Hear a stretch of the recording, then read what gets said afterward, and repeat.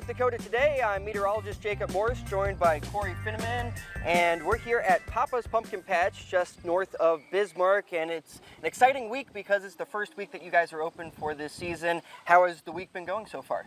It's been great. We've been very excited. We have some new additions this year that we want people to come out and see and enjoy. So the weather's been great. It's a little bit early in the season. More of our color and varieties will be coming in, but it's been fantastic. Yeah, so how many people do you normally see come through Papa's Pumpkin Patch for the whole season?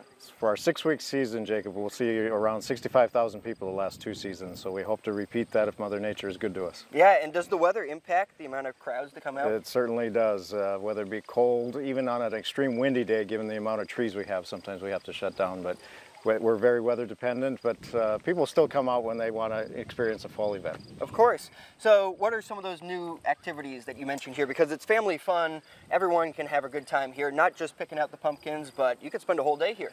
You can spend 3, 4, 5 hours. It's fun for kids of all ages. We have 4 new giant games. We have at least 3 new photo opportunities that we've created that'll be fun.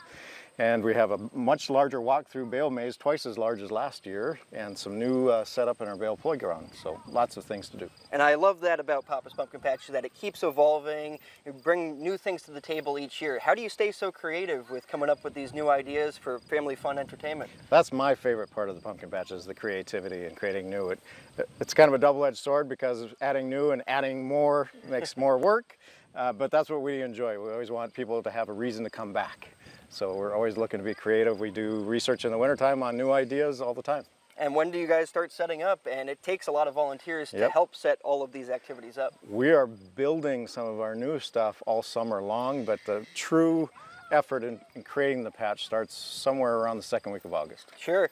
And the size of land that you have here, has that changed over time? Have you been able to, how has it evolved kind of over the history of this property? So what has changed is how we use the property. Okay. We've always had about 40 acres here for the pumpkin patch footprint, but we used to grow a lot of our own pumpkins, and we've grown way too large to do that anymore. So we contract with other people to provide our product, and we just work on providing the environment to enjoy it. Yeah, and how many pumpkins do you have to bring in, and where are some of the predominant locations they come from?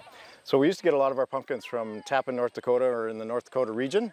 But now we have to go out to South Dakota, where they have the workers to do the heavy labor-intensive harvest.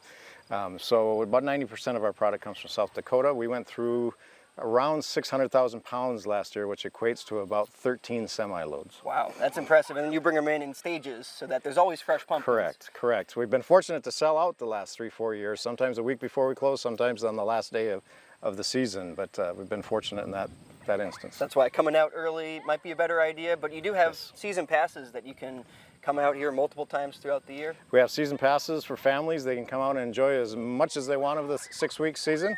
As the harvest continues to go, you're going to see more different colors, different sizes of pumpkins as that harvest ripens.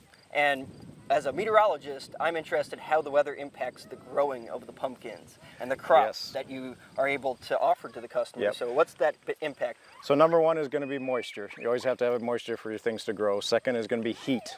Pumpkins like heat at different stages. They're also susceptible to wind as they're growing with their vines. Winds can damage our vines and impact that pumpkin as well. And then, of course, we want to stay away from the white hailstones that can also create damage to that crop. Awesome. So again, we're here at Papa's Pumpkin Patch. You can come out and have family fun every day, correct? Yes, noon to 7 p.m. till October 19th. So some family fun throughout the fall here in North Bismarck. We'll have more North Dakota Today right after this.